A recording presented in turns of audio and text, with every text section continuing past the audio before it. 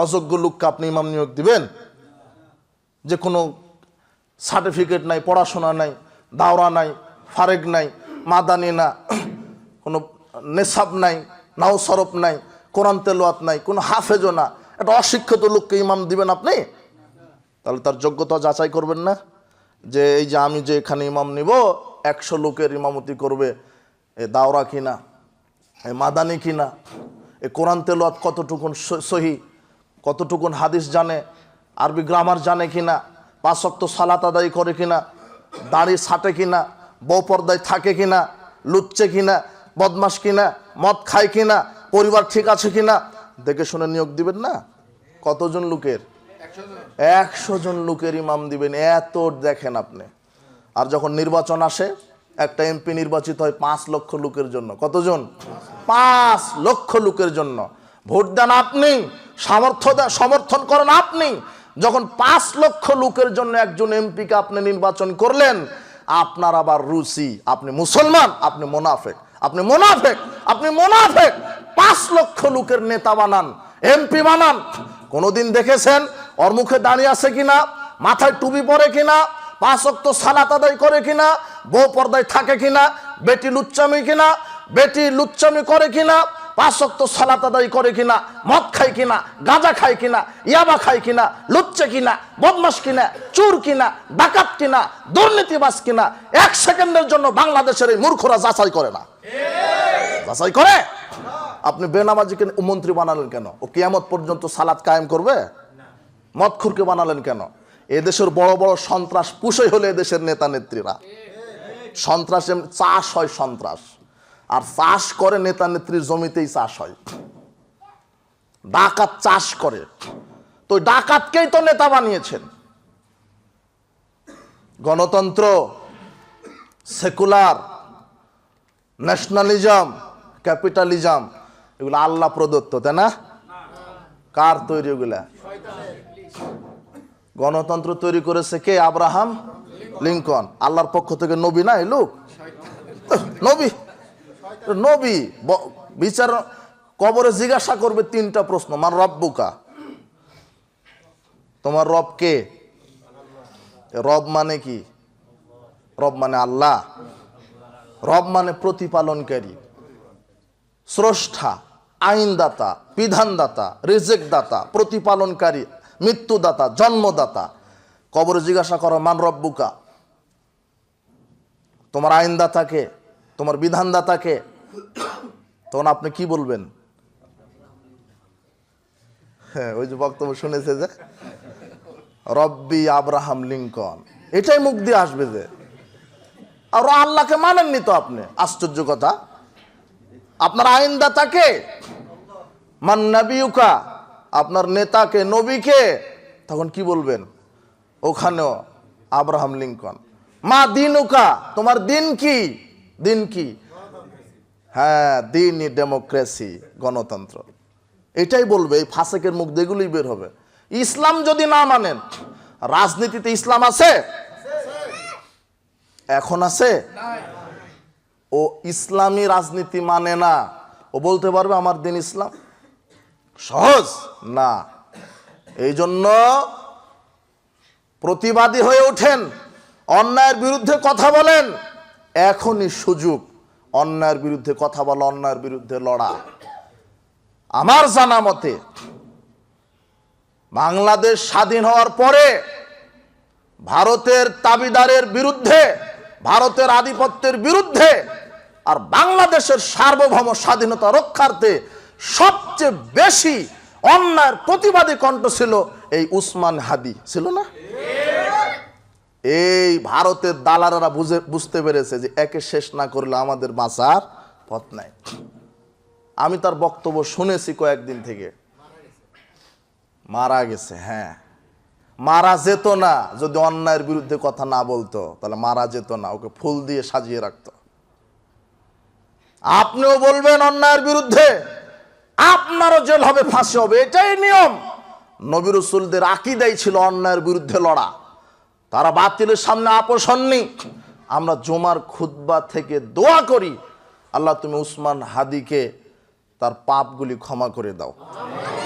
সেই দেশের যুবককে শিখিয়ে গেছে অন্যায়ের বিরুদ্ধে কিভাবে লড়তে হয়, কিভাবে কথা বলতে হয়। তার মিশনটা কি ছিল জানেন? এই যে আমি যে বক্তব্যটা দিলাম, এই মিশনটাই ছিল তার। মিশন ছিল আগামীতে নেতা নেত্রী চোর ডাকাত হবে না, হবে আলেম ওলামা। এটা তার মিশন ছিল। আর তার আরেকটা মিশন ছিল যে নেতা হতে গেলে কোটি টাকা খরচ হবে কেন, যে নেতা হবে তাকে জনগণ টাকা দিয়ে নেতা বানাবে, জনগণ বানাবে তাকে নেতা। নেতা আপনার ওই গরু ছাগলের মতো ভোট কিনে নেতা হবে না। ও যদি 150 কোটি টাকা দিয়ে খরচ করে নেতা হয়, তো 1000 কোটি চুরি করার ধান্দাতে থাকবে। কথা বুঝেননি? এই দূরদর্শিতা ছিল। আর আরেকটা দূরদর্শিতা ওসমান হাদির আদর্শই ছিল এই ভারতের নাস্তিক্যবাদী দাবিদারকে কবর দিয়ে কোরআন এবং সুন্নাহ ভিত্তিক বাংলাদেশ গড়ার আদর্শ তার ভিতরে ছিল। কিন্তু এটা ভারতের এই দাদা বাবুরা সহ্য করতে পারেনি। তার টার্গেট এটা ছিল। তার ভিতর বাহির জানি না, মুসলিম সে, অন্তত আমরা দোয়া করি প্রতিপালক তুমি তার পাপগুলি ভুল ত্রুটিগুলি ক্ষমা করে দাও, তুমি তাকে জান্নাতের মেহমান হিসেবে কবুল করো। জুমার দিনে গুলি লেগেছিল, তাই না? জুমার দিনেই মারা গেছে। রাসূল বলছেন কোন মুসলিম যদি জুমার দিনে অথবা রাতে মারা যায়, তার কবরের শাস্তি আল্লাহ বাঁচিয়ে দেন।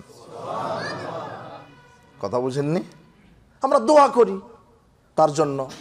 তবে তিনি একটা প্রেরণা রেখে গেছেন, যুবকদেরকে একটা প্রেরণা শিখিয়ে গেছেন, আদর্শ শিখিয়ে গেছেন। অন্যায়ের বিরুদ্ধে কথা বলা, জাহেলিয়াতের বিরুদ্ধে কথা বলা। সারা পৃথিবী একদিকে, তবু আমি জাহেলিয়াতের সাথে 1 সেকেন্ডের জন্য আপোষ হব না।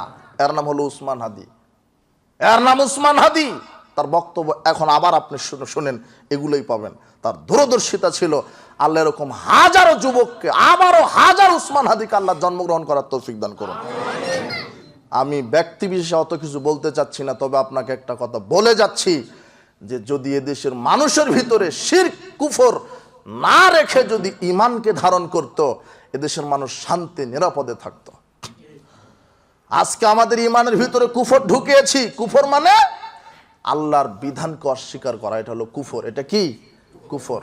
আল্লাহর বিধানকে বাদ দিয়ে মানুষের বিধানকে মেনে নেওয়াটা কুফর। দেখেন সূরা ইমরানের 100 আয়াত খুলেন আপনি। আল্লাহ বলছেন ইয়া আইয়ুহাল্লাযিনা আমানু, হে বিশ্বাসীগণ, ইন তুতিউ ফারিকাম মিনাল্লাযিনা উতুল কিতাব, হে বিশ্বাসীগণ, তোমরা যদি ইহুদি খ্রিস্টানের আদর্শ মেনে নাও, ইয়ারুদ্দুকুম বাদা ঈমানিকুম, তাহলে তাদের আদর্শ মানার কারণে তোমরা ঈমান আনার পরে কাফের হয়ে যাবে। এই আয়াত বুঝলেন আপনি? এই আয়াতের বয়স কত? 1500 বছর। এই আয়াত 1500 বছর থেকে কোরআন মাজিদে আছে। 3 নম্বর সূরা, সূরা ইমরান। কত? 3 নম্বর। আমার কথা বুঝতে পারছেন আপনারা? দেখেন 3 নম্বর সূরা, সূরা ইমরান, আয়াত নম্বর কত? 100। আল্লাহ বলছেন ইয়া আইয়ুহাল্লাযিনা আমানু, হে বিশ্বাসীগণ, ইন তুতিউ ফারিকাম মিনাল্লাযিনা উতুল কিতাব, তোমরা যদি ইহুদি খ্রিস্টানের মতবাদ মেনে নাও, তোমাদের জীবনে যদি ইহুদি খ্রিস্টানের মতবাদ মেনে নাও, ইয়ারুদ্দুকুম বাদা ঈমানিকুম কাফিরিন, তাহলে এই মতবাদগুলি ইহুদি খ্রিস্টানের মতবাদ মানার কারণে ঈমান আনার পরে তোমরা কাফের হয়ে যাবে। আজকে কাদের মতবাদ চলে? রাজনীতিতে কাদের মতবাদ? হ্যাঁ, ইহুদি খ্রিস্টানের। অর্থনীতি ইহুদিদের, সুদভিত্তিক অর্থনীতি। রাজনীতি ডেমোক্রেসি, ন্যাশনালিজম, ক্যাপিটালিজম, সেকুলারিজম, এগুলি রাজনীতির। এগুলি কাদের আদর্শ? মানে কারা? মুসলমানেরা। যদি আপনার আকীদা থাকে যে না, মুহাম্মদ সাল্লাল্লাহু আলাইহি সাল্লামের আদর্শের চাইতে অমুক নেতার আদর্শ উত্তম, ও কি হয়ে গেছে? কাফের। আল্লাহর আইনের চাইতে মানুষের আইন উত্তম, ও কি হয়ে গেছে? কেউ যদি আল্লাহর আইন না চায়, সেও কি? কাফের। ভালো করে মনে রাখবেন। দেখেন আপনি অধিকাংশই ওরা ইসলাম শুধু মসজিদে মানতে রাজি, রাজনীতিতে মানতে রাজি না। এটাই সবচেয়ে ভুল। মানুষ শান্তি পাবে, নিরাপদ পাবে যদি আল্লাহর বিধান মানে। বিশ্বাস করেন কিয়ামত পর্যন্ত মানুষ যতদিন আল্লাহর বিধান মেনে নেবে না, ততদিন শান্তিতে থাকতে, বসবাস করতে পারবে না।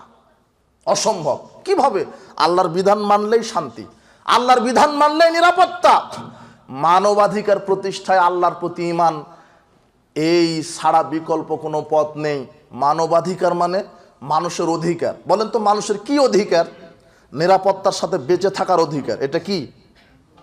মানবাধিকার। বুঝেন মানবাধিকার, বুঝেন মানবাধিকার ফেরওয়ালা বানিয়েছেন জাতিসংঘকে। ওই ইহুদি খ্রিস্টানের পরিচালক জাতিসংঘ আপনাকে কি দিতে পারে? কি দিতে পারে? জাতিসংঘ প্রতিষ্ঠা লগ্ন থেকে এখন পর্যন্ত মুসলমানের পরিমাণ উপকারে আসেনি। আপনি ইতিহাস পড়েন, জাতিসংঘের তৈরি হয়েছে মুসলমান ইসলামকে কবর দেওয়ার জন্য। এই জাতিসংঘের গোলামি করবেন না, সাবধান।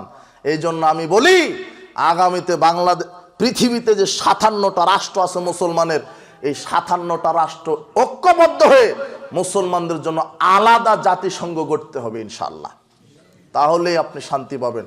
কিন্তু মুসলমানের 57টা রাষ্ট্র তো এক না। যদি মুসলমান ঐক্যবদ্ধ থাকতো, আজকের জুমার খুতবায় দোয়া করে, আল্লাহ মুসলিম উম্মাকে তুমি ঐক্যবদ্ধ হওয়ার তৌফিক দান করো। যেটা বলছি, মানবাধিকার প্রতিষ্ঠা, আল্লাহর প্রতি ঈমান। মানবাধিকার, মানবাধিকার মানে নিরাপত্তার সাথে জীবন ধারণের অধিকার, এই তো। মানবাধিকার মানে চিকিৎসার অধিকার, এই তো। মানবাধিকার মানে সম্পদের অধিকার, এই তো। খাদ্যের অধিকার, এই তো। একটা নারীর ইজ্জত আবরুর অধিকার, এটাই তো মানবাধিকার। কিন্তু যারা মানবাধিকারের ফেরিওয়ালা, আপনার জীবনের নিরাপত্তা দিতে পেরেছে? আপনার মেয়ের, আপনার বোনের, আপনার স্ত্রী সতীত্বের নিরাপত্তা দিতে পেরেছে? আপনার সম্পদের নিরাপত্তা দিতে পেরেছে? এই নিরাপত্তা দিতে পারবে কে? আল্লাহ বলছেন, আমার প্রতি ঈমান এনে দেখো আর শিরক করো না। মানে বিধান, আমার প্রতি ঈমান আনো, সালাত আমার পদ্ধতিতে করো, আমার বিধানে করো, ওই রাজনীতি, বিধান, সংবিধান, আইনও আমার পদ্ধতিতে করো, দেখো নিরাপত্তা পাবে। কিভাবে? মানুষের জীবনের নিরাপত্তা। আল্লাহ মানুষের জীবনের নিরাপত্তা দিবেন বলে আল্লাহ বলেছেন, চোখের বদলে চোখ, চোখের বদলে, হাতের বদলে, পায়ের বদলে, জানের বদলে জান। একটা লোক যদি এখানে কাউকে গুলি করে, তাহলে 3 দিন 5 দিন কিসের হাইকোর্ট জজ কোজার বিচার? ও গুলি করেছে, ওকে ওইভাবে গুলি করে মেরে দাও। এটা হলো ইসলামের বিচার। কথা বুঝেননি মনে হয়? ও হাত ভেঙেছে, ওরও হাত ভেঙে দাও। তাহলে হত্যার বদলে হত্যা যদি এই বিধান কায়েম থাকতো, ও আর একজনকে হত্যা করতো? ও মনে করতো যে আমি যদি হত্যা করলাম তাহলে আমারও কি হত্যা, এই ভয় তার ভিতরে কাজ করত। কিন্তু যে আর একজনকে হত্যা করে, সে দাদা বাবুদেরকে পকেটে নিয়েই করে হত্যা, দিনে রাতে জবাহ করে দিচ্ছে। ও জানে যে আমার পিছনের ক্ষমতা আছে। আশ্চর্য কথা, মানুষের জীবনের নিরাপত্তা দিবেন বলে আল্লাহ হত্যার বদলে হত্যা বিধান দিয়েছেন। এই বিধান যদি জমিনে কায়েম থাকতো, এই মানুষের জীবন নিরাপত্তা ফিরে পেত মানুষ। কথা বুঝেছেন? আর একটা কি, মানুষের সম্পদের রক্ষা তিনি করেছেন আল্লাহ। নবী করিম সাল্লাল্লাহু আলাইহি ওয়াসাল্লাম বিদায় হজের ভাষণে বলছেন, আইয়ুহান নাস ইন্না আলাইকুম আমওয়ালাকুম ওয়া দিমাকুম আলাইকুম হারামুন কা হুরমাতি ইয়াউমিকুম হাযা ওয়া শারিকুম হাযা ওয়া ফি বালাদিকুম হাযা। শোনো হে জাতি, আল্লাহ তোমাদের পরস্পরের উপরে হারাম করেছেন রক্ত, পরস্পরের উপরে হারাম করেছেন জান মালের নিরাপত্তা। তুমি অন্য কাউকে অন্যায়ভাবে হত্যা করবে না। আল্লাহ হারাম করেছেন রক্ত, হারাম। আর একজন মুসলমানের রক্ত আর একজন মুসলমানের জন্য কি হারাম। একজন মুসলমানের সম্পদ আর একজন মুসলমানের জন্য কি হারাম। তাহলে চুরি করতে পারবে, ডাকাতি করতে পারবে, দুর্নীতি করতে পারবে না। যদি চুরি করে, ডাকাতি করে, দুর্নীতি করে, আল্লাহ কোরআনে বিধান দিয়েছেন, ডাকাতি যদি করে, 3 ভাবে ডাকাতি করে মানুষ। এক, মানুষকে হত্যা করে ডাকাতি করে, তখন আল্লাহ বলছেন যে হত্যা করার পরে ছিনতাই, চুরি করেছে, ডাকাতি করেছে, তাহলে তাকেও হত্যা করে দাও। আর একভাবে জখম করে করে না, তাকে ছুরি তরবারি ঠেকিয়ে হাত পা কেটে দিয়ে আধা মরা করে নিয়ে গেল। আল্লাহ বলছেন যে তাকে তাহলে হাত পা বিপরীতভাবে কেটে দাও। ডাকাতের শাস্তি হাত পা বিপরীতভাবে, ডান হাত কাটলে বাম পা কাটো। দেখো তোর অবস্থা কি। একটা কেটে দেখেন, ডাকাতি ছিনতাই বন্ধ হয়ে যাবে। কথা বুঝেননি মনে হয়? হবে। এটা আল্লাহ বলছেন যে, তার প্রমাণ সৌদি আরব, কুয়েত, কাতার আছে ডাকাতি, যে না আছে? 2-1টা থাকতে পারে, শয়তান তো থাকেই। কিন্তু বাংলাদেশে প্রতিদিন গণধর্ষণ হয়, এরকম আছে না। 2-1টা থাকে, 2-1টার বিচারও হয় না? দেখেন না আপনি? নিরাপত্তা কার পক্ষ থেকে আসবে? আপনার সম্পদের নিরাপত্তা দিবেন বলে আল্লাহ এতগুলি আইন কোরআনে কোট করেছেন। যদি শুধু সম্পদ নেই, শুধু সম্পদ নিয়েছে, আপনার উপর অত্যাচার করেনি, আঘাতও করেনি, তখন আল্লাহ বলছেন এই ডাকাতকে দেশ থেকে তাড়িয়ে দাও অথবা আজীবন জেলখানায় বন্ধ করো। ও আর ডাকাতি করতে পারবে না। এটা হলো বিধান, আপনার সম্পদের নিরাপত্তা। তারপরেও যদি আপনার সম্পদ সে ছিনতাই করে, তার বিচার হবে। ইসলাম এটা দিয়েছেন, সম্পদ নিরাপত্তা ফিরে পাবেন, আপনার জীবনের নিরাপত্তা ফিরে পাবেন। রাসূল সাল্লাল্লাহু আলাইহি ওয়াসাল্লাম বলছেন একটা মানুষের জীবনের মূল্য কত জানেন? একটা মানুষের জীবনের মূল্য, আজকে দিনের উপরে গুলি করছে, দিনে দুপুরে পাথর মেরে মাথা ফাটিয়ে দিচ্ছে, কারো কোনো হিসাব নাই। মনে হচ্ছে যে এটা একটা পাখির জীবন, এটা একটা পিঁপড়ার জীবন, কারো কাছে মানুষের জীবনের মায়া নাই। মুহাম্মদ সাল্লাল্লাহু আলাইহি ওয়াসাল্লামের মধ্যে আল্লাহ বলছেন, মুহাম্মদ সাল্লাল্লাহু আলাইহি ওয়াসাল্লাম শোনো, লাউ আন্না আহলাস সামাওয়াতি ওয়াল আরদ ইয়াসতামিউ, যদি সারা আকাশবাসী, সারা জমিনবাসী, সারা আকাশবাসী মানে সব ফেরেশতা, জমিনবাসী মানে যত মানুষ, গরু, জিন যা আছে সব, সারা আকাশবাসী, সারা জমিনবাসী মিলে যদি একজন মানুষকে হত্যা করে, কাকে? মুসলমান না, কাকে?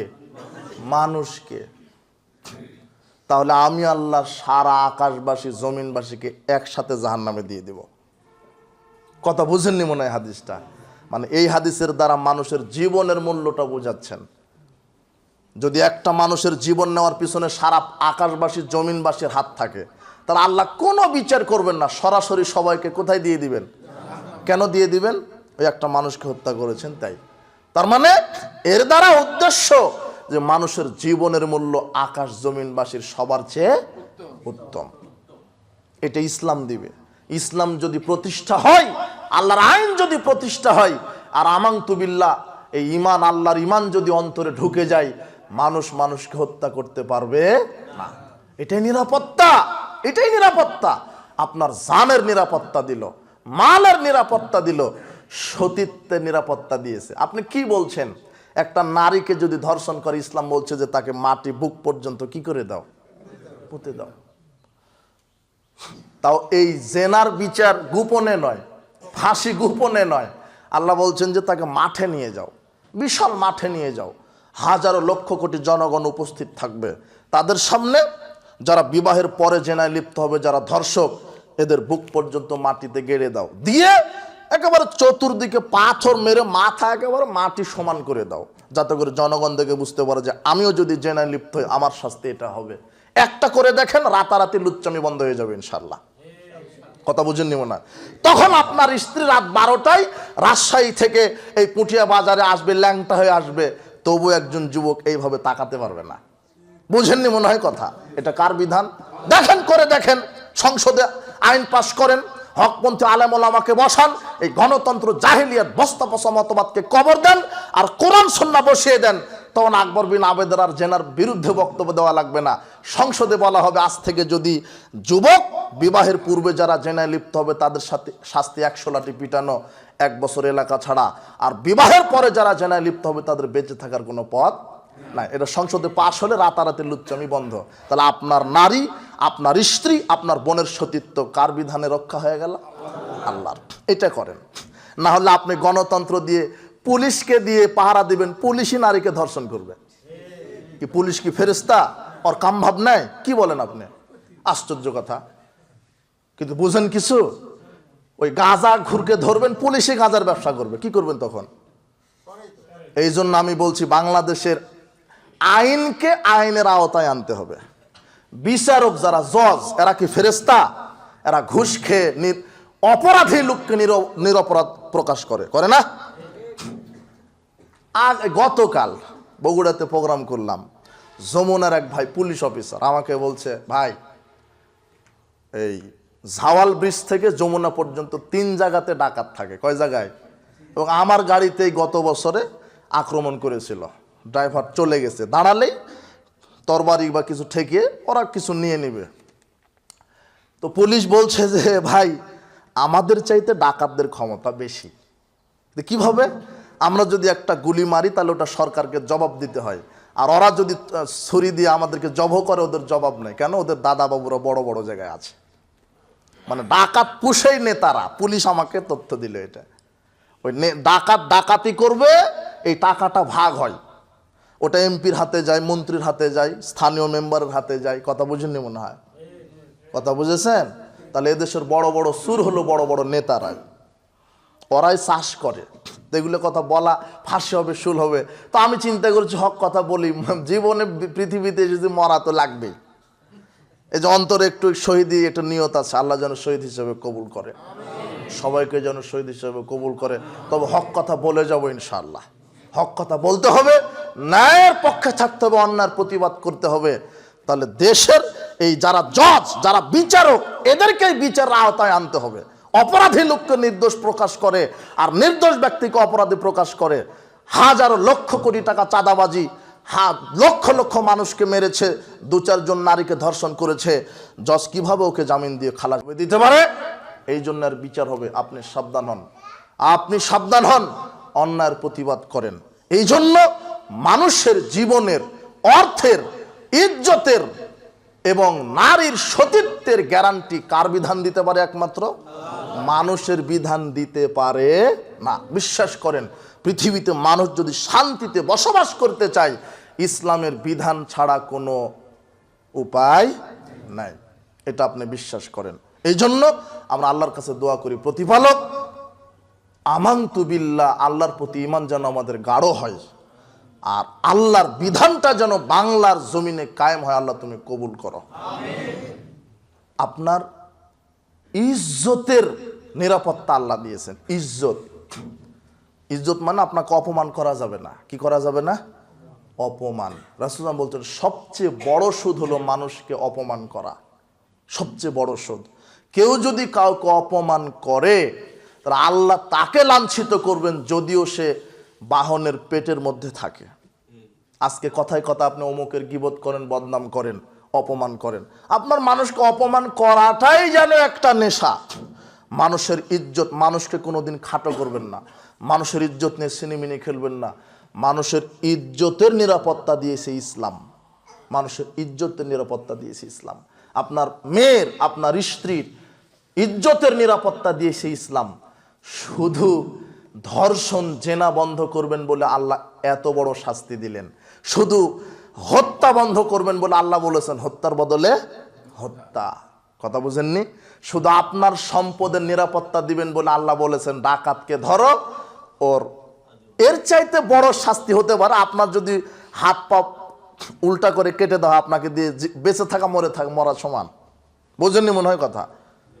আল্লাহ বলছেন যে ডাকাতকে ধরো, হাত পা কিভাবে বিপরীত ভাবে কি করে দাও, কেটে দাও। মনে করেন আপনার বাম হাত কাটা হলো, ডান পা কাটা হলো, আপনাকে দিয়ে কি হবে? একটু ভাবেন তো দেখি। তাহলে এইভাবে যদি একটা কেটে জনগণকে দেখানো হয়, ডাকাত থাকবে? থাকবে না? থাকবে না। কারণ যে ডাকাতি করবে তারই তো এটা কাটা হবে। কথা বুঝেননি? সৌদি আরবে চুরি করলে হাত কাটা আছে, তো সৌদি আরবের লোকদের হাত নাই, চোরদের হাত নাই। কথা বুঝেননি? যে চুরি করবে তার কি করা হবে? হাত কাটা হবে। তাহলে ওর ভয় থাকবে যে চুরি করা যাবে না। তাহলে মানুষের সম্পদ, জান মাল, ইজ্জত, আবরুর নিরাপত্তা মানুষের কোনো তৈরি করা বিধান দিতে পারে না, আল্লাহর বিধানই চূড়ান্ত। আল্লাহ তুমি বাংলাদেশ আগামীতে অভ্রান্ত সত্য নেতা প্রেরণ করো, আর বাংলাদেশের সংবিধান হিসাবে কোরআন হাদিসকে তুমি কবুল করো। যে জায়গাগুলিতে মানুষ নিরাপত্তাহীন, নিষ্পেষিত, নিগৃহীত, অবহেলিত, লাঞ্ছিত, পদদলিত, এর একটি কারণ তারা ঈমান বিল্লাহ, আল্লাহর প্রতি যে ঈমানটা, এটা তাদের ঘাটতি, কমতি। এই কারণেই তারা নির্যাতিত, নিষ্পেষিত, অবহেলিত। আর কিছু কিছু মানচিত্র আছে আপনি দেখবেন, যেখানে মানুষ সম্মানের সাথে, মর্যাদার সাথে, নিরাপত্তার সাথে বসবাস করছে। কেন? তাদের আল্লাহর প্রতি বিশ্বাসটা অটল। আল্লাহ সুবহানাহু ওয়া তাআলা বলছেন, ইন্নাল্লাযীনা ক্বালু রব্বুনাল্লাহ সুম্মা ইসতাকামু, নিশ্চয়ই যারা বলে যে আমাদের রব আল্লাহ এবং তার উপর অটল থাকে, তাতানাজ্জালু আলাইহিমুল মালাইকা আল্লা তাখাফু ওয়ালা তাহজানু ওয়াবশিরু বিল জান্নাহ। আল্লাহ ওই সমস্ত ব্যক্তিদের উপরে কাতারে কাতারে ফেরেশতা নাজিল করে আগেই সুসংবাদ দেন যে তোমাদের কোনো ভয় নেই, তোমাদের কোনো চিন্তা করারও কোনো কারণ নেই, তোমরা নিরাপদময়। আল্লাহ সুবহানাহু ওয়া তাআলা অন্যত্র আয়াতে বলছেন, আল্লাযীনা আমানু ওয়া লাম ইয়ালবিসু ঈমানাহুম বিযুলম, যারা ঈমান এনেছে আর ঈমানের সাথে শিরক মিশ্রণ করেনি, যারা ঈমান এনেছে আল্লাহর প্রতি আর ঈমানের ভিতরে শিরক মিশ্রিত করেনি, উলাইকা হুমুল আমন, উলাইকা লাহুমুল আমন, তাদের জন্য রয়েছে নিরাপত্তা, ওহুম মুহতাদুন, আর তারাই হচ্ছেন হেদায়েত প্রাপ্ত।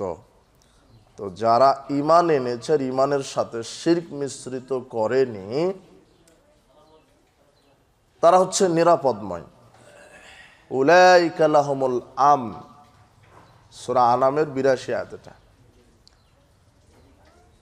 আয়াতটা লক্ষ্য করেন তো দেখি, আল্লাহ বলছেন যারা ঈমান এনেছে ঈমানের সাথে শিরক মিশ্রণ করেনি তারা আল্লাহর পক্ষ থেকে নিরাপদময় এবং তারাই হেদায়েত প্রাপ্ত।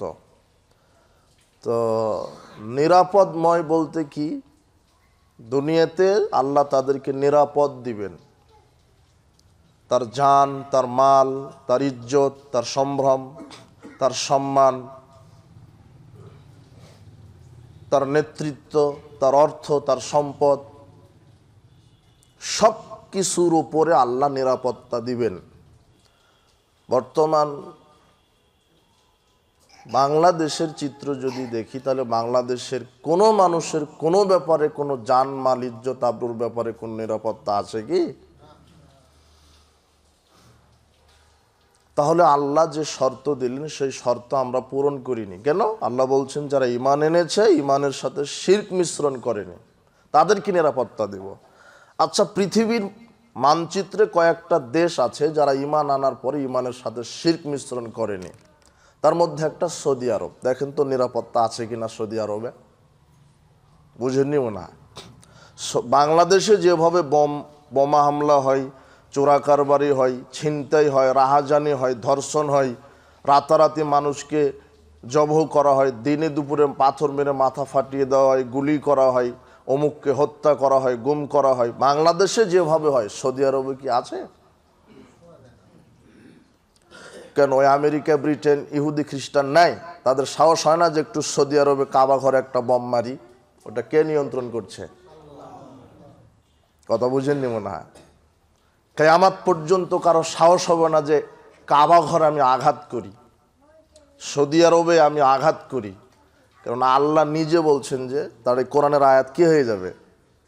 মিথ্যা হয়ে যাবে। আল্লাহ বলছেন যারা ঈমান এনেছে ঈমানের সাথে শিরক মিশ্রণ করেনি।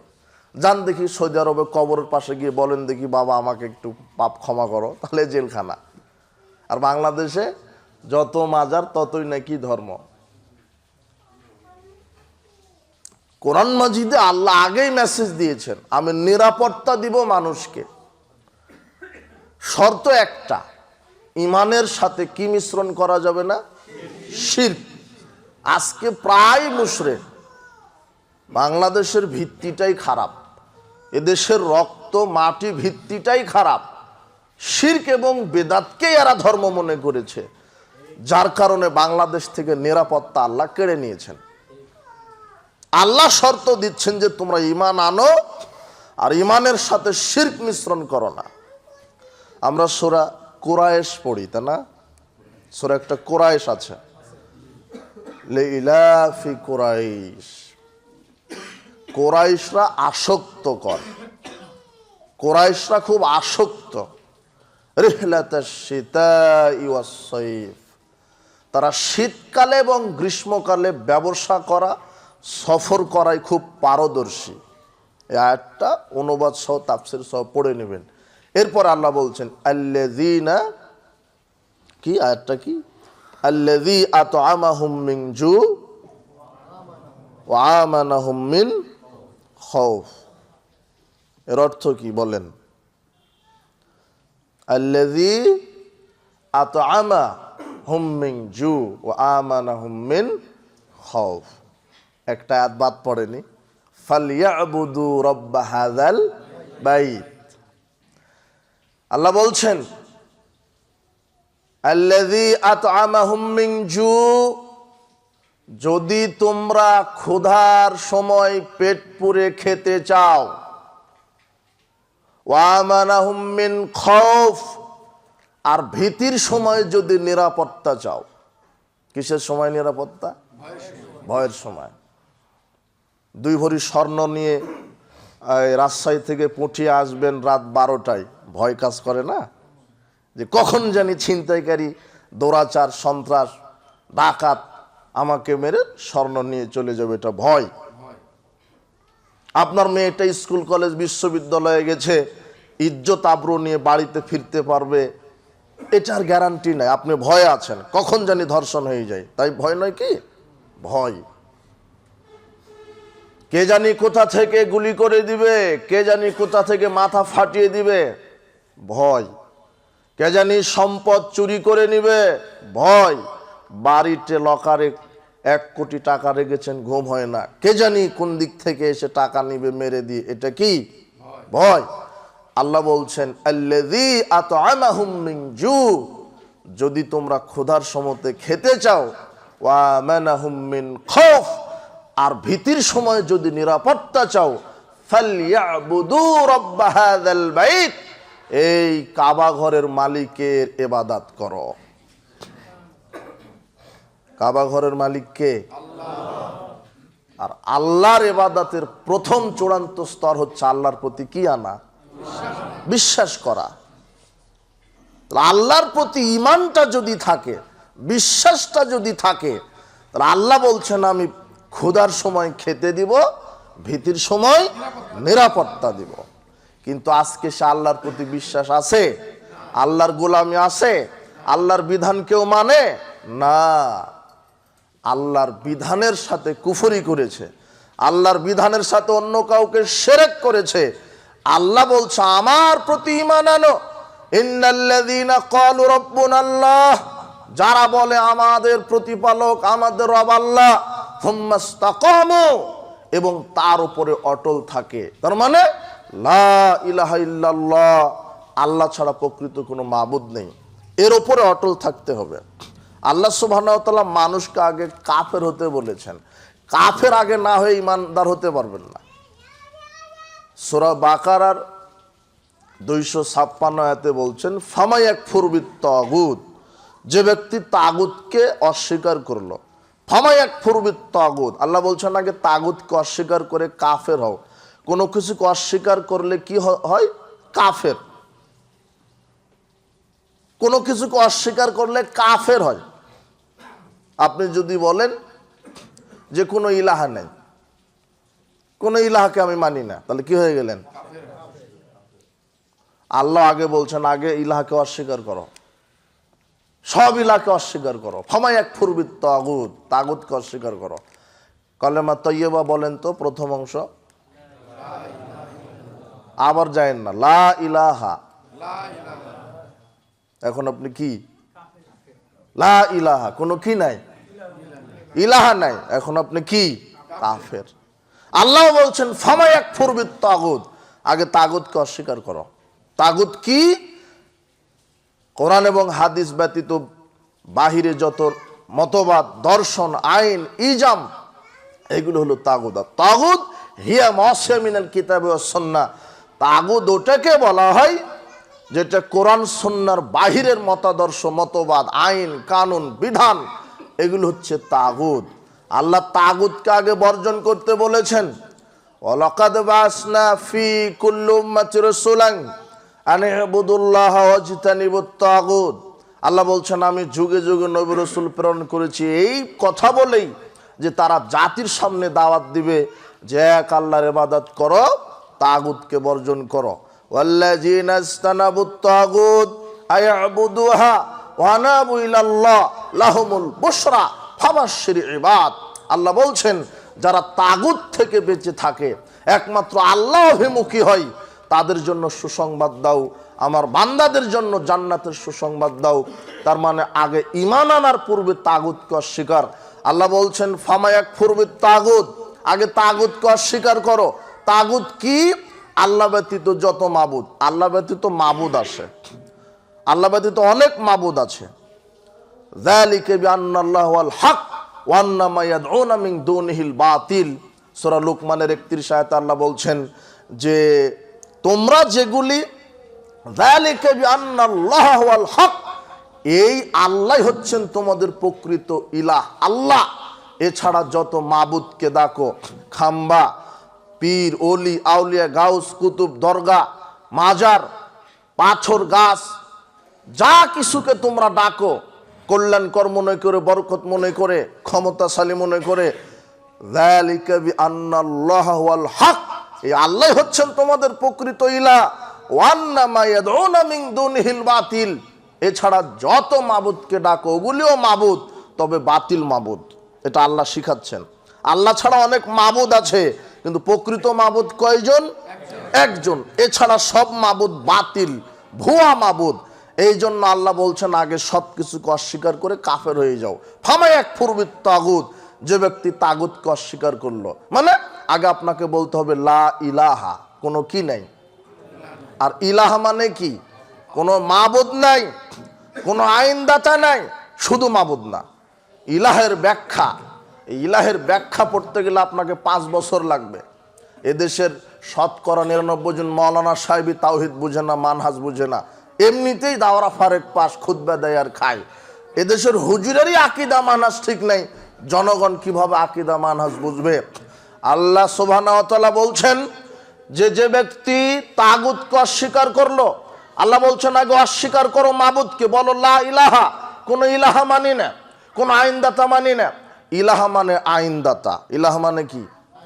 ইলাহা মানে বিধানদাতা, ইলাহা মানে মাবুদ, ইলাহা মানে স্রষ্টা, ইলাহা মানে রেজেক দাতা, ইলাহা মানে শক্তিদাতা, ইলাহা মানে সন্তানদাতা, ইলাহা মানে আকাশ জমিনের মালিক, ইলাহা মানে বৃষ্টিদাতা, ইলাহা মানে ফসলদাতা। লা ইলাহা, কোনো আইনদাতা নাই, কোনো ক্ষমতার মালিক নাই, কোনো বিধানদাতা নাই, কোনো অলি নাই, কোনো পীর নাই, কোনো গাউস নাই, কোনো মাজার নাই, কোনো খানকা নাই, কোনো কুতুব নাই, কিছুই মানি না, কোনো আইনদাতাকে মানি না। লা ইলাহা, সব অস্বীকার করলেন না, এখন আপনি কি? কাফের। এরপরে আল্লাহ বলছেন ওয়ায়ুমিন বিল্লাহ, এরপরে আমার প্রতি ঈমান আনো। আগে সবাইকে অস্বীকার করো, বলো যে কোনো ইলাহা মানি না, কোনো আইনদাতা মানি না, কোনো রাজ্জাক মানি না, কোনো গাফফার মানি না, কোনো কুতুব মানি না, কোনো ক্ষমতাধর কাউকে মানি না, কোনো মাবুদকে মানি না। এখন বলেন ইল্লাল্লাহ, একমাত্র কাকে ছাড়া? এক আল্লাহকে ছাড়া। কিন্তু এই শর্তকে আপনি পুরা করেছেন না। আপনি মুখে বললেন লা ইলাহা, কোনো আইনদাতা বিধানদাতা মানি না, ইল্লাল্লাহ, অথচ আপনার কোর্টে কাচারিতে, শিক্ষাঙ্গনে, অফিসে, আদালতে, রাজনীতি, অর্থনীতি, সমাজনীতি, সব জায়গাতে শয়তানের মতবাদ, শয়তানের আদর্শ, শয়তানের আইন। তাহলে আপনি মার খাবেন না তো ওই মার খাবে?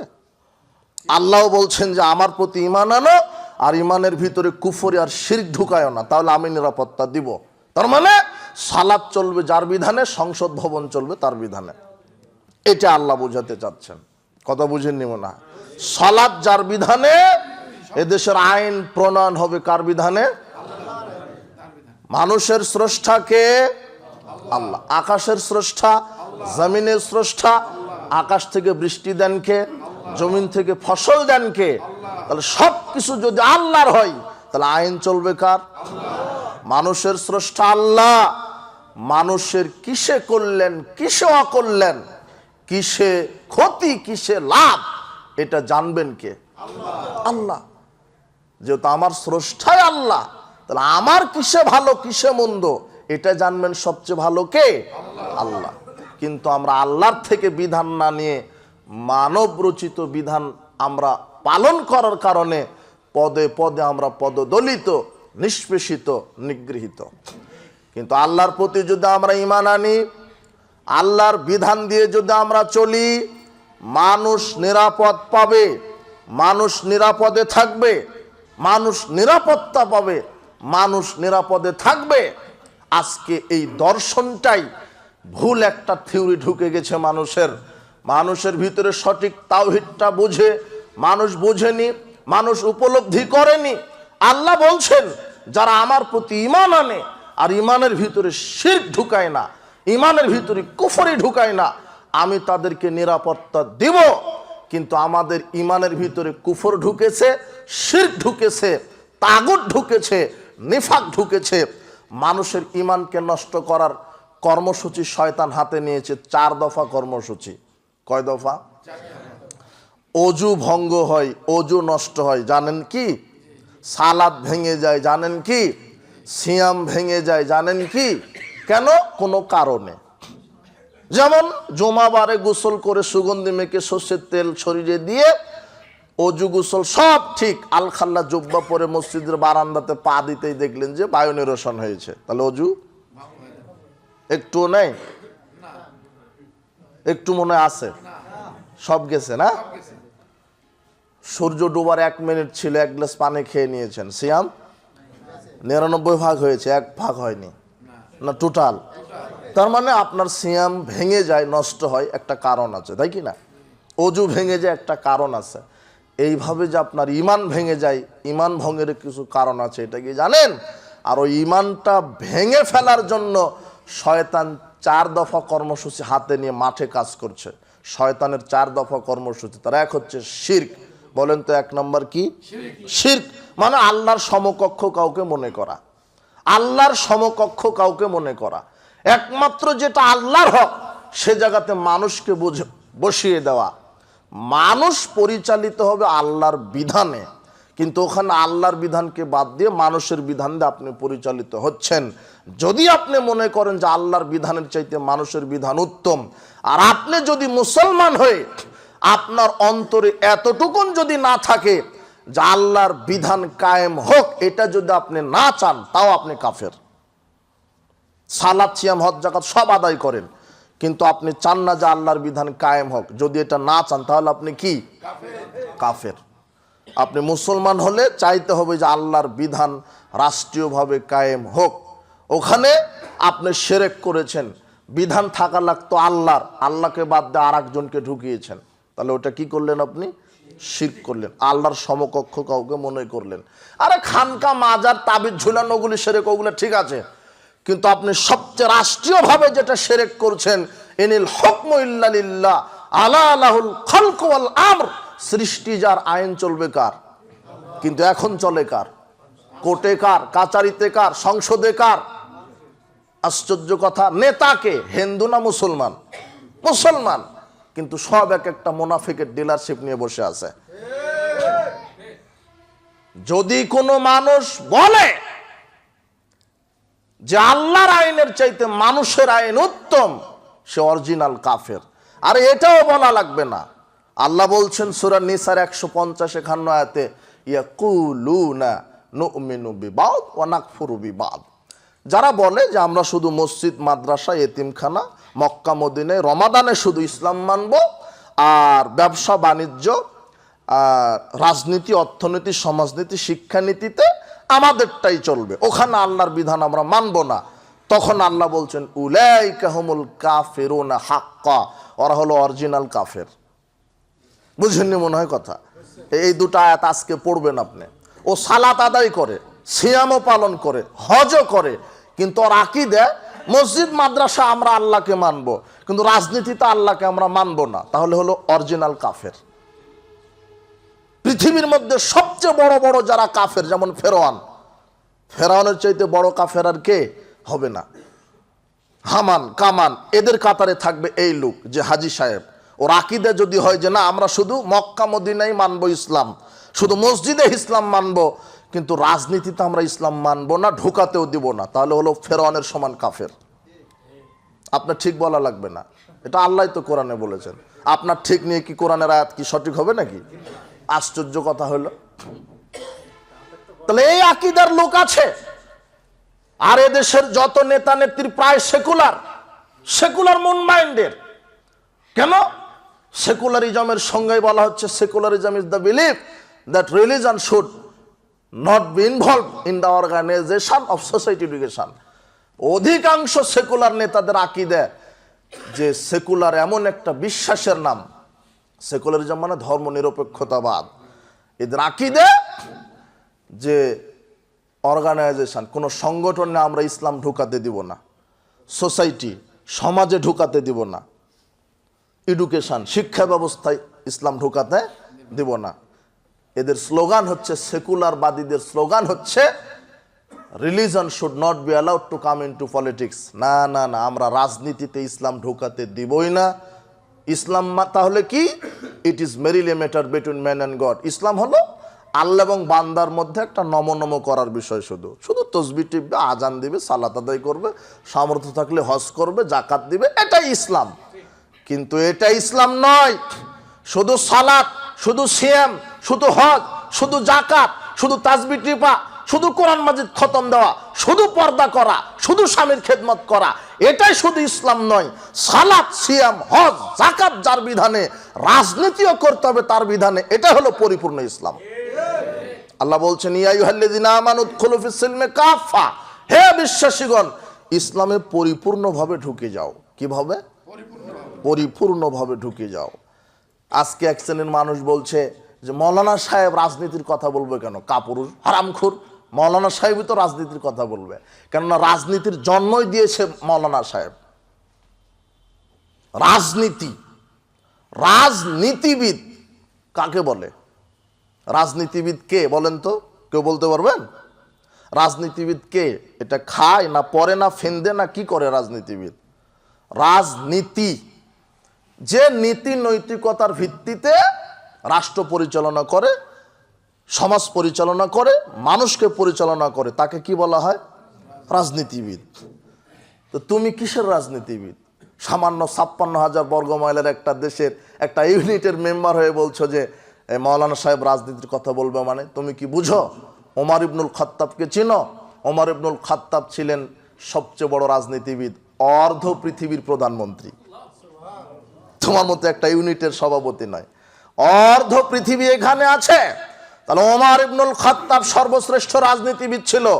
সে আল্লাহর আইন দিয়ে মানুষকে পরিচালনা করেছে। তবে তোমাকে আর একটা কথা বলে রাখি আপনাকে, পৃথিবীর ইতিহাসে সর্বশ্রেষ্ঠ রাজনীতিবিদ তার নাম মুহাম্মদ সাল্লাল্লাহু আলাইহি সাল্লাম। পৃথিবীর ইতিহাসে সর্বশ্রেষ্ঠ অর্থনীতিবিদ, সমাজবিদ, শিক্ষানবিদ, পৃথিবীর সর্বশ্রেষ্ঠ রাষ্ট্রবিজ্ঞানী, অর্থনীতিবিদ, সমাজবিদ, রাজনীতিবিদ, সর্বশ্রেষ্ঠ নেতা যার নাম মুহাম্মদ সাল্লাল্লাহু আলাইহি সাল্লাম। এটা নাস্তিকেরা ভালোভাবেই জানে, কিন্তু তোমাকে নবীর আদর্শ থেকে ফেরাতে গিয়ে তারা মানুষের আদর্শ জন্ম দিয়েছে। মনে রেখো, সালাত, সিয়াম, হজ, জাকাত, তাসবিহ, তাহলিল, মানুষ এমন কোনো কাজ করবে না যেখানে আল্লাহ বিধান দেননি। আপনি যেই কাজই করেন সেখানে আল্লাহ বিধান দিয়েছেন। যে কোনো কাজ করতে যান আল্লাহর বিধান আছে, কারণ আপনার স্রষ্টা কে? তো উনি জানবেন না আপনি কিভাবে ঘুমাবেন, কিভাবে খাবেন, কিভাবে পড়াশোনা করবেন, কিভাবে অর্থনীতি চালাবেন, কিভাবে রাজনীতি করবেন? ওনার জানা নাই? খাবেন কিভাবে? বিধান দিয়েছেন। ডান হাতে খাও, বিসমিল্লাহ বলো। ঘুমাবেন কিভাবে? ডান কাতে শাও, আল্লাহ বিসমিকা আমতু আহিয়া বলো। জুতা পায়ে দেবে কিভাবে? আল্লাহ বলছেন বিসমিল্লাহ বলে ডান পা দাও। বাম পা আগে খুলো, খোলার সময়তে পরে ডান পা খুলো। পেশাব পায়খানা করবেন কিভাবে? আল্লাহ বলছেন বিসমিল্লাহ আল্লাহুম্মা ইন্না আউযু বিকা মিনাল খুবসি ওয়াল খাবাইস বলে টয়লেটে ঢুকো। বের হওয়ার সময়, বের হওয়ার পরে বলো গুফরানাকা। স্ত্রীর কাছে যাবেন কিভাবে? সেখানেও আল্লাহ বলছেন স্ত্রীর গায়ে হাত দেওয়ার পূর্বে দোয়া বলো বিসমিল্লাহে আল্লাহুম্মা জান্নিবনা শাইতানা ওয়া জান্নিবিশ শাইতানা মা রাযাকতানা। যা কিছু করছেন দেখেন তো, যা কিছু করছেন, ঘুমাবেন, খাবেন, পেশাব পায়খানা করবেন, যা কিছু করছেন সব কিছুতে কে বিধান দিয়েছেন? আল্লাহ। সালাত আদায় করবেন কিভাবে? কার বিধান? আল্লাহর বিধান। কিভাবে দাঁড়াবেন, তাকবীর তাহরিমা কিভাবে, কখন সূরা ফাতিহা, কখন রুকুতে কি বলবেন, সেজদা কিভাবে, সালাম কিভাবে, সালাম ফেরানোর পরে কিভাবে কি করবেন, সিয়াম রাখবেন কখন থেকে কখন, ইফতার করবেন কখন, কি বলে ইফতার, আপনি হজ করবেন কিভাবে কি করবেন, মিনায় কি করবেন, আরাফাতে কি করবেন, মুজদালিফায় কি করবেন, কখন মাথা মুন্ডন, কখন কুরবানি, কখন পাথর নিক্ষেপ, সব কার বিধান? আল্লাহর বিধান। তাহলে সালাত কার বিধানে হলো? সিয়াম কার বিধানে? হজ কার বিধানে? জাকাত কার বিধানে? কোরআন তেলাওয়াত কার বিধানে? আপনি অর্থনীতি চালাচ্ছেন কার বিধানে? যে হাজী সাহেব সেও তো ব্যাংকে বসে আছে, ও সুদ ঠিকই করছে, ও আল্লাহর বিধানে সালাত আদায় করেই গেল, গিয়ে ব্যাংকে অফিসে চেয়ারে বসে সুদের অঙ্ক করছে, হলো মুনাফিক। ওকে ভিক্ষা করে খাওয়া উচিত ছিল। সুদী ব্যাংকে চাকরি করাও হারাম।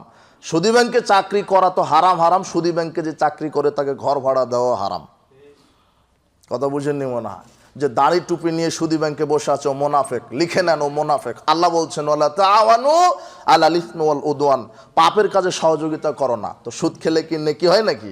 1 টাকা সুদ খেলে মনে 49 কোটি নেকি হয়? হ্যাঁ, 1 টাকা সুদ খেলে 36 বার মায়ের সাথে জেনা করা চাইতে বেশি পাপ হয়। তো নগদ জানে সুদ হারাম, দাড়ি টুপি নিয়ে সুদী ব্যাংকে বসে আছে, ও প্রতিবাদ করতে পারে না। এদেশের আলেম ওলামা, এদেশের তৌহিদি জনতা তৌহিদি বুঝে না। 95% মুসলমান দেশে 98% মুসলমান সালাতে আদায় করে না, ওর কিসের তৌহিদ? এদেরকে দিয়ে রাষ্ট্র সংস্কার হবে? অন্যায়ের বিরুদ্ধে কথা বলেন, অন্যায়ের প্রতিবাদ করতে শিখেন, নিজে অন্যায় করবেন না, অন্যায়ের বিরুদ্ধে কথা বলেন, অন্যায়ের প্রতিবাদ করতে শিখেন। আশ্চর্য কথা, সালাত সিয়াম হজ যাকাত তাসবিহ তাহলিল খাওয়া দাওয়া পেশাব পায়খানা সব যদি আল্লাহর বিধান হয়, তাহলে অর্থনীতি কার বিধান? আল্লাহ বলছেন জাকাত ভিত্তিক অর্থনীতি করো। এটা আল্লাহ বলে দেননি? কই আছে? বাংলাদেশের কোনো একটা ব্যাংক জাকাত ভিত্তিক অর্থনীতি চালায় না, সুদ ভিত্তিক। এরা মুসলমান না। অর্থনীতি গেল। শিক্ষানীতি, শিক্ষানীতি দেখেন আপনি, যারা শিক্ষা সিলেবাস কারিকুলামে বসে এরা কেউ ইহুদি খ্রিস্টান হিন্দু নয়, এরা কে? মুসলমান। মুসলমান না, কিন্তু শিক্ষা কারিকুলামে কোরআন হাদিস আছে? কোরআন হাদিস নাই। শিক্ষা কারিকুলামে আছে কিভাবে বানর থেকে মানুষ হলো, কিভাবে গান বাজনা শিখাতে হবে, নষ্টামি করতে হবে। প্লে, নার্সারি, কিন্ডার গার্ডেন, প্রাইমারি, হাই স্কুল সব জায়গাতে গান বাজে, নাচে, মোবাইলে নাচে, টেলিভিশনে নাচে, কিন্ডার গার্ডেনে নাচে, ওই প্লেতে নাচে, নার্সারিতে নাচে, প্রাইমারিতে নাচে, হাই স্কুলেও নাচে, স্কুল কলেজ বিশ্ববিদ্যালয়েও নাচে। কে এরা মুসলমান না? যে নাচে সেও মুসলমানের বেটি, যে নাচ দেখে সেও মুসলমান, যে টিচার সেও মুসলমান। আরে 2-1টা হিন্দু, তাই হিন্দুর নাম বলছি না, কথা বুঝেননি মনে হয়।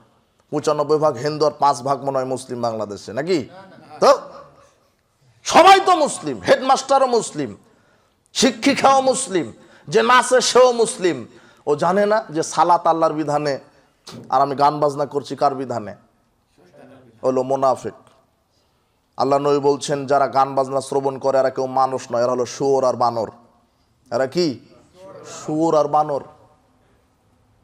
আপনি যদি মুসলমান হন, কিন্ডার গার্ডেন, প্লে, প্রাইমারি তো আপনার ছেলে ভর্তি হবে না, ওটা হিন্দুর ছেলে ভর্তি হবে। মুসলমানের ছেলে মক্তবে ভর্তি হবে। কোথায়? মাদ্রাসায়। যদি হিন্দু হন তাহলে কিন্ডার গার্ডেনে ভর্তি করেন, ওখানে শুধু ক খ গ ABCD শেখানো হয়। আর কিভাবে নাচ গান করো, নাচ গান প্রতিটা বেশ্যা শেখানোর জন্য একটা টিচারই নিয়োগ দেওয়া আছে ওখানে, কিভাবে নাচ গান শিখিয়ে দেওয়া হবে। আর যে বেশি বেশি নাচ গান করতে পারবে তাকে বেশি পুরস্কার দেয়। বিচারক থাকে, প্রত্যেকটা শিক্ষা প্রতিষ্ঠানে বিচারক থাকে। হাই স্কুলের একটা মেয়ে নাচে, হাই স্কুলের একটা মেয়ে নাচতেছে, হাই স্কুলের যারা হেডমাস্টার, সাধারণ শিক্ষক সবাই খাতা কলম নিয়ে বসে আছে, মানে যে বেশি নাচবে তাকে কি দিবে? বেশি নাম্বার, তার জন্য বেশি পুরস্কার। ওই মেয়ের বাপও ওখানে উপস্থিত থাকে। এক সময়তে মেয়ের বাপ বলেই ফেলে, গর্বের সাথে বলে ফেলে, স্যার ওই যে ফারসা লম্বা মেয়েটা, ওই যে যেটা সবচেয়ে ভালোভাবে নাচতেছে ওটাই আমার মেয়ে, একটু দোয়া করেন ভালো করে যেন বেশ্যাগিরি করতে পারে। কথা বুঝেননি মনে হয়? তাহলে ও সালাত আদায় করে, অন্তত জুমার দিনে তো পড়ে। জুমার দিনে যে সালাত আদায় করলে এখন খুতবাতে বসে দিয়ে খুতবা শ্রবণ করতে হবে, ইমামের সালাতের সাথে সালাত আদায় করতে হবে, এগুলো কার বিধান? ওই আল্লাহর বিধানে সালাত আদায় করে শয়তানের বিধানের মেয়েকে গান শিখাচ্ছে। বলেন ও মুসলিম না মুনাফিক? মুনাফিক। তাহলে শিক্ষা ব্যবস্থা নাস্তিক্য ব্যবস্থা। ইসলাম আছে? শোনেন এই যুবক, আমি 1 সেকেন্ডের জন্য kindergarten, play, nursery, primary, high স্কুলের বিরোধী নই। আমি নেতার পরিবর্তনের বিরোধী নই, আমি নীতি পরিবর্তনের বিরোধী। তোমার আওয়ামী লীগ ক্ষমতায় থাক, বিএনপি থাক, জামাত থাক, চরমনাই থাক, যে থাক থাক, আর কলা গাছ থাক, কিন্তু শর্ত এই বাংলাদেশের আগামীতে 300টা সিটে সংসদে থাকবে এদেশের হকপন্থী আলেম ওলামা এমপি মন্ত্রী হিসেবে থাকবে। আর আরেকটা শর্ত, ইহুদি খ্রিস্টানের এই ভারতের দাবিদারকে বাদ দিয়ে আগামীতে বাংলাদেশের সংবিধান হবে স্রেফ কোরআন আর হাদিস। আর আমাদের কোনো চাওয়া পাওয়া নেই। আশ্চর্য কথা, আমি কিন্ডারগার্টেন, প্রাইমারি, হাই স্কুল এগুলির বিরোধী নই। ওই high school, kindergarten, play, nursery থাক, কিন্তু 24 ঘন্টার মধ্যে কোরআন হাদিসের ভিত্তিতে শিক্ষা সিলেবাস পরিবর্তন করে দিতে হবে। ওখানে নাস্তিক্য থাকবে কেন? গান শিখবে কেন? ওটা মুসলমান, যে শিখাচ্ছে সেও মুসলমান, যে মেয়েটা শিখে সেও মুসলমানের বেটি, যে পড়ায় সেও মুসলমান। আমার ছেলে গান বাজনা শিখবে মানে ওমা তোমার আকাশ তোমার বাতাস হিন্দুর ঠাকুরের কবিতা শিখবে কেন? ওখানে ওমা তোমার আকাশ মানে ঠাকুর বলেছে, ওমা তোমার আকাশ তোমার বাতাস মানে দুর্গা মা কালিমার আকাশ বাতাস। ওটা কালিমার আকাশ বাতাস না আল্লাহর আকাশ বাতাস? তো আপনি মুনাফিক হলেন কি করে? আপনার বাচ্চা দুধ ছাড়ার পরে বলছে ওমা তোমার আকাশ তোমার বাতাস। আপনার হায়া, লজ্জা, শরম, ঘৃণা থাকা উচিত। অন্তত আমার ছেলে তো শিখতো কাজী নজরুলের গজল, থাকবো না বদ্ধ করে দেখবো এবার জগৎটাকে, এটা তো শিখতে পারত।